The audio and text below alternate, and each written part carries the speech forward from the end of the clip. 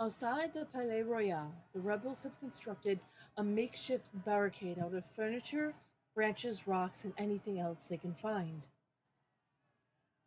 From behind the wall, the rebels taunt the police and royal guards with chants. I'm growing impatient, Big. Confess your crimes. I have nothing to confess, you filthy rebel. You and all your rebel friends, however, should confess to 1,000 counts of treason and public disorder. I will see each and every one of you hanged for your flagrant disregard of the law. Your stubborn attitude is disgusting. A few days ago, you were seen at La Havre. Witnesses saw you murder a beggar in cold blood. Today, a friar has testified to seeing you murder a girl, again completely unprovoked. I don't know why you continue to plead your innocence. But it doesn't matter. I don't need a confession to know that you're a killer. Madame Beaumont, stop! The inspector didn't shoot that mademoiselle. Keep your big claws, Falcon. I'm done listening to your suggestions. This policeman is as guilty as every other monster in our decrepit justice system. It is my duty to execute him. Madame, Falcon has uncovered some pretty convincing evidence. I would recommend that you hear him out. Please, just give me 5 minutes. 5 minutes and I can convince you of this inspector's innocence. 5 minutes is precious in a time like this. I can't afford it. What if you're wrong? Are you willing to see another dead innocent? Thank you, madame. Having my life saved by the Viridian killer. How humiliating. Quiet, Pig. Your life is mine until I say otherwise. Okay, so, first of all, let's recap on what Friar Remus had to say. Wait, where is that friar? He's a key witness to this crime. He escaped as soon as he dropped off the inspector. Said he had some business to attend to. Business? Beck? Oh, who is this guy? Oh, this poor man. I'll do him, because he's probably not going to last very long. Man, oh man, those barricades are looking pretty scary. Oh, I love this voice. It's great. But I mustn't fear, for I am a brave duck. That's right, Beck. You're a very brave duck. Or at least you will be for a very short amount of time. I am the great Officer Beck. Handsome, intelligent, strong, truly a fearless hero who will be remembered for... Oh, no. Hello, officer. Oh, you scared me, Monsieur. A monk. Friar, actually. Friar Remus. Listen, officer, I have something of great importance to tell you. I was just passing by the rebel camp, and I overheard a conversation. Oh, this sounds good. You'll go on. They said they were going to launch assault pretty soon, and when they do, they're going to rain hellfire on the palace. Oh no, this is what I feared. What'll we do? It's simple, officer. As soon as you hear the first gunshot, you need to retaliate. Hit them with everything you've got. Every cannon, every rifle, every piece of artillery. Don't leave a single piece of the barricade remaining. That is the only way you can be sure to survive. Total annihilation. I like it. But Friar, I'm confused. Aren't you a Christian? Yes. So what? I don't know. This idea of yours doesn't seem very Christian. I see. You think this is a moral issue? Let me tell you a secret, my dearest ducky friend. There is no God, no overarching morality or higher plan, no heaven to save the righteous, or hell to punish the sinners. There is only you, your artillery, and 10,000 rebels who want to dine on Peking duck tonight. Understand? That's an awful lot to take in. Then let me simplify. It's you or them. It's me or them. Forget about the fire, Falcon. We all remember what he had to say. Present your case based on what you can recall. Okay, I will. But you may want to wipe that mouse off your shoulder first. Sorry, wipe what? Oh, it's you, Marseille. Monsieur Falcon, special delivery from Renard Vaubiz. Thank you, Marseille. What is this? It's an eye patch. It was found in Remus's brother's clothing. Remus's brothers.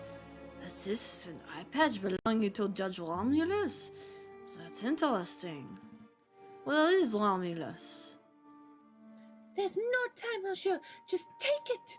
Take it. I have to run, monsieur, but you have to do your best. Monsieur Lopez and Sparrowson believe in you. Sparrowson? You've seen Sparrowson? How is he? There's no time, monsieur. Good luck. Are you quite done, Falcon? Very much so. Let's begin this trial. Okay, so let's remember what the file said. Mademoiselle was approaching the police line with hands in the air. All of a sudden, the brute of a police inspector yelled, "Get back!" Then he drew his gun, shot the bird point blank through the chest. So, for one, she was not approaching the police line, and she was shot in the back. So, I mean, Yeah. let's go with the point blank through the chest. This one's easy, Because, so yeah. Yeah, that's easy. File Remus claims that the girl was shot point blank in the chest. The girl was clearly shot in the back. I know, I remember seeing the bullet wound for myself. But that's quite the glaring inaccuracy in the wolf's testimony. It is an inaccuracy, but it is an irrelevant inaccuracy. Does it really matter if the girl was shot from the front or the back? Either way, a girl died at this pig's hands. It does matter. It does matter. If the girl was shot from the front, then this might indicate a police confrontation turned ugly. But if she was shot in the back, then what? This could indicate that someone targeted and assassinated her before she could even react. That doesn't paint the inspector in a particularly flattering light, Falcon. Madame, you are missing the point. A shot through the back breaks the currently established narrative. The girl was targeted and murdered in a stealthy professional attack. Therefore, this was not an ordinary police confrontation. You've made an assumption, Falcon. You've assumed that just because the girl was shot in the back, she must have been steadily killed. There are other possibilities. Perhaps the girl was scared by the police, started running away, and was shot in the back as she fled. That scenario isn't possible. If the girl were running away, then she would have been at least a couple of steps away from the killer at the time of the shooting, right? Right. But I know that the killer was standing right behind the victim. They were less than 1 meter apart when the gun was fired. They were standing that close. How could you possibly know that, Falcon? The handprint. he was touching her. We saw a bloody handprint on the girl's shoulder. What do you make of that, madame? Well, I assume any bloody stain would belong to the victim. A mark made with the girl's dying breath, perhaps. No, it was the print of a left hand on the girl's left shoulder, near her upper back. The angle and positioning of the print indicate that it could only have been caused by another person. That's why I am so certain that the killer was right behind the girl at the time of the attack. I see. That's quite a theory. But Falcon, you've left an important question unanswered. Why was the handprint bloody?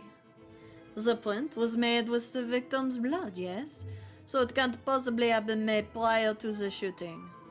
The killer must have wiped his hands on the girl's clothing after she had already died. And if that's the case, then my suggested scenario is still possible. The girl may have been running from the police when she was shot. No, I'm still trying to work out the details, but I know that the print was made prior to the shooting. Maybe the shooter was injured and his hand was already covered in blood. You talked big about breaking the established narrative, and now you present me with that baseless drivel. Well, where do we go from here? How does this handprint nonsense really affect the situation? Valerty has no hands! Valerty has no hands! Why does no one talk about this? Do you find something funny about this situation, Inspector? I do. This whole trial is patently absurd. It's an animal court through and through. But there was something particularly funny about that last exchange. You were so focused on when and how this handprint was made that you missed the larger issue.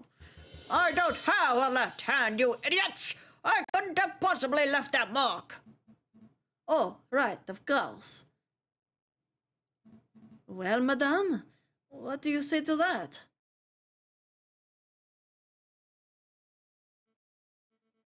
Maybe the hand came from an accomplice. Or maybe it had nothing to do with the incident. Or it feels good to see someone else speculating wildly for a change. Okay, fine. I don't have a solid explanation. I must concede that it's possible, maybe even likely, that the person who left that mark was the murderer. Therefore, as much as it pains me to say it, I must concede that the inspector probably did not shoot the girl. So, that's it. The inspector is off the hook. No, there's still the matter of the incident at La Halle's. What incident is this? I know nothing about it. Ha! As if you don't know. A burglar rat was shot and killed in La Halle's a few days ago.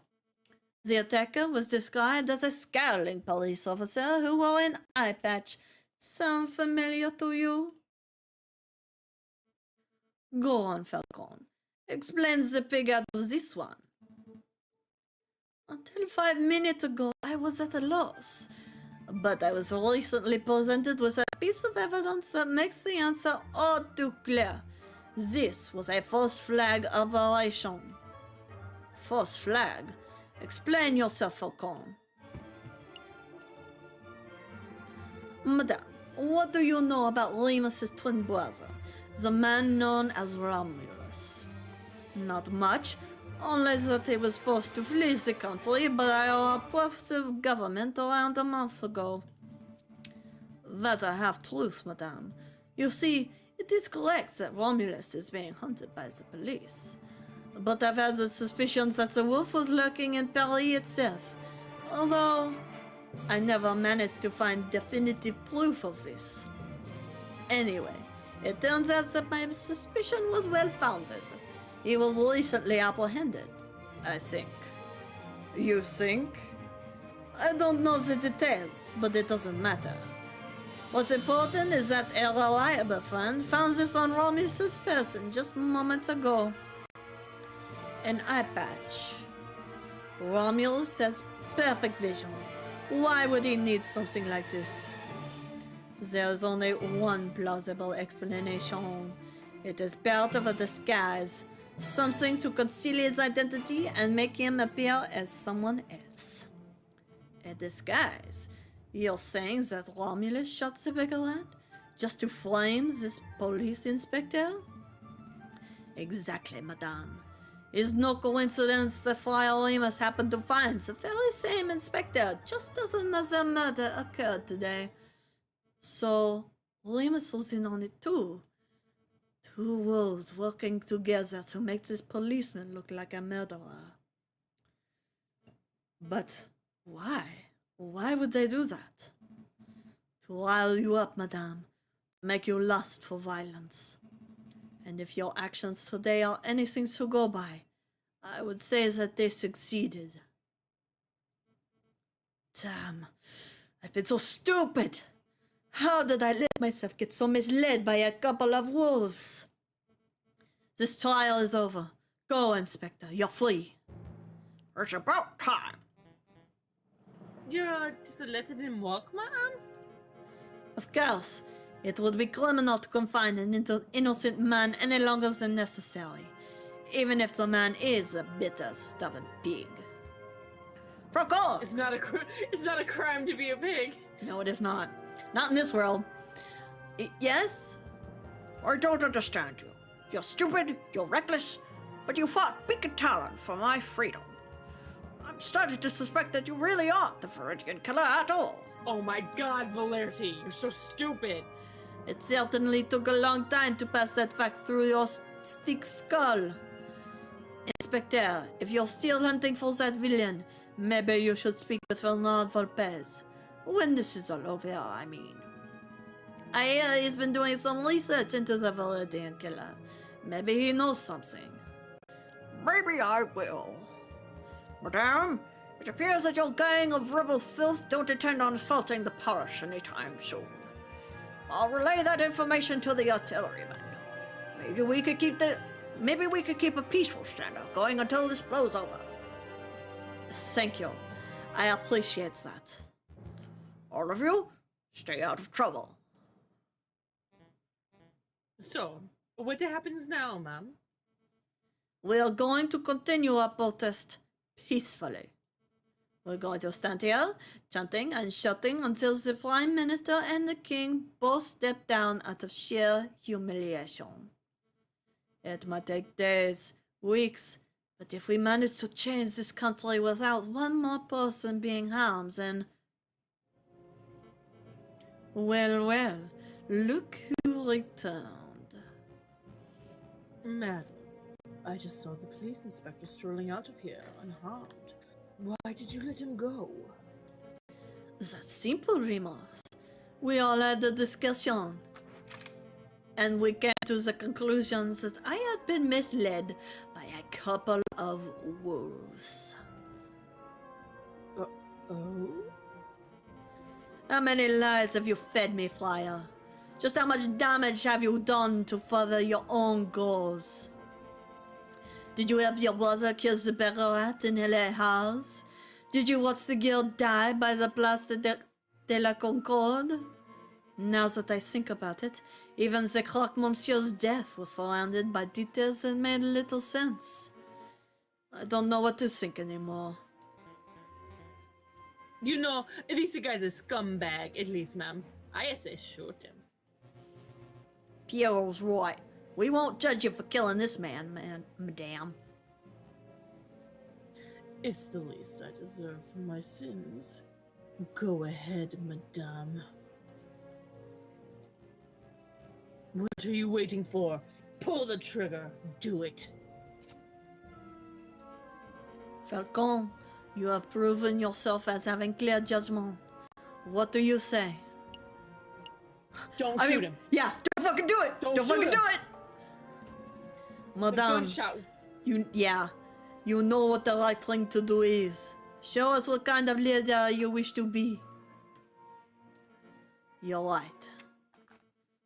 I said that this will be a bloodless revolution, and I can't make any exceptions. Not even for a monster like this wolf. Wow. This is amazing. Completely unprecedented.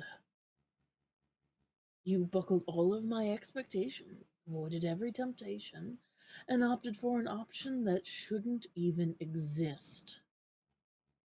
Well done, madame. Well done, Falcon.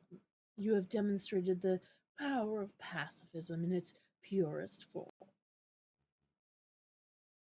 But unfortunately for both of you, I'm no pacifist. Everyone, get down!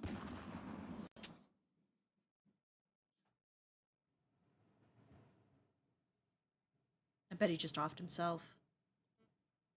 Yeah. Oh, Suicide. shooting myself in the head. What a loony!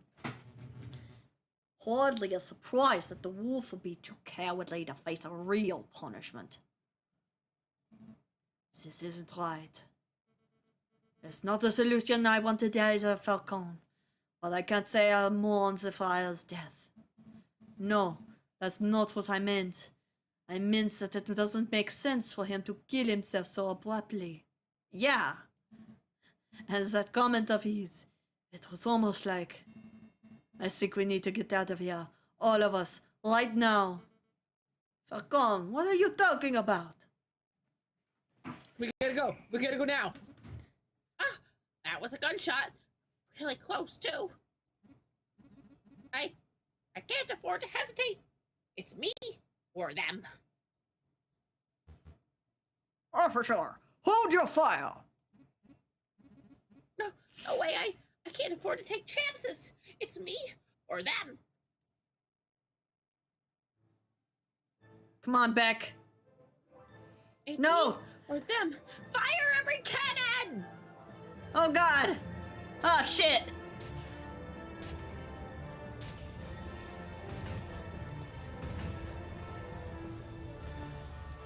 They're all humans. No, they're animals. Oh, these are animals. Okay. Yeah. Some of the scenes they look Some like of them, humans. yeah, some of them they look like humans.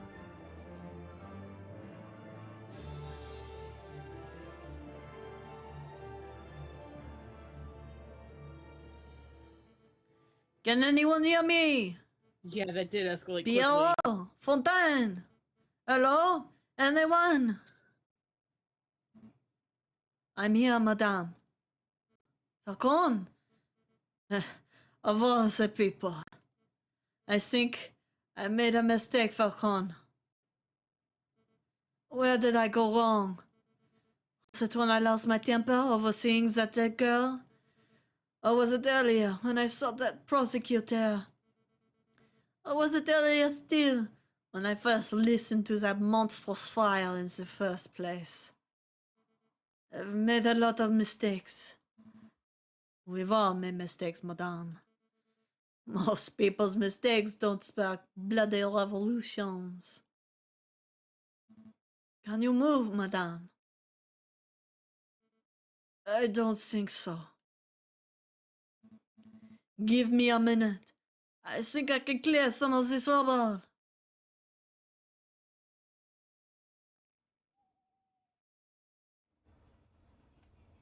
Oh, okay.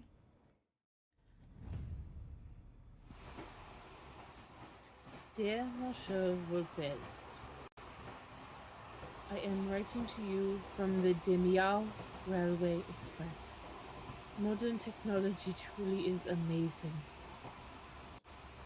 I've decided to take your advice, and I've gone on vacation until things settle down.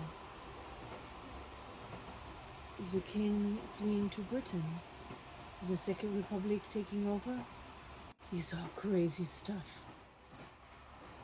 Anyway, before I left, you asked if I knew what happened to Falcon. Well, I got my hands on a copy of the official police report, and it says that Falcon died during the attack on the barricade.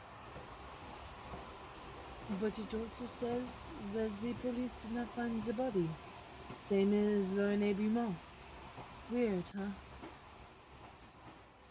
Rumor is that he was probably blown away by cannon fire.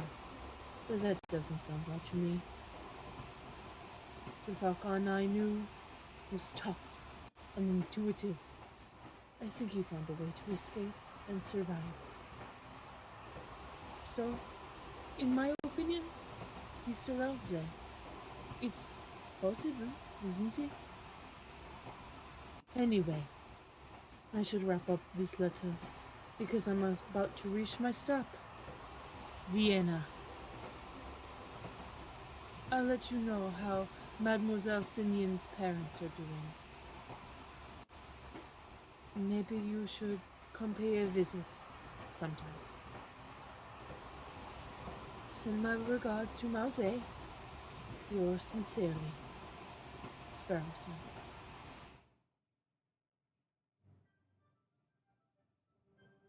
P.S. I see a person selling Merahamstrudel. What is it? It's gotta be food. P.S. Delicious! That's what it is. I knew it!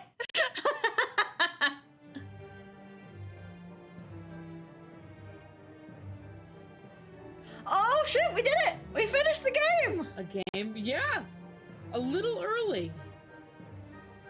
Based on characters and art by J.J. Granville and the composition of Camille Saint-Saëns. Designed, programmed, and written by Jeremy Nakani. Animated, written, and tested by Mandy Lennon. Music produced by Leiden Holland. Tested and edited by Dave Shung and Imtiaz Roof. Additional character designs by Fox, Minthra, and Annie. Special thanks to all the patient Kickstarter backers. This game wouldn't have been possible without you. Extra thanks to the Internet Archive and Wikimedia Commons. Fiend! And this voice-acted re-dramatization would not have been possible without our fans and followers. You have reached the end of Route C Fraternité. Ah, yep, that's about right. The ending you received was determined by the decisions you made in Chapter 3. Try tackling the trial in the catacombs differently in order to see a different ending. Thank you for playing Aviary Attorney! Woo! We did it! We finished a What a game! great story!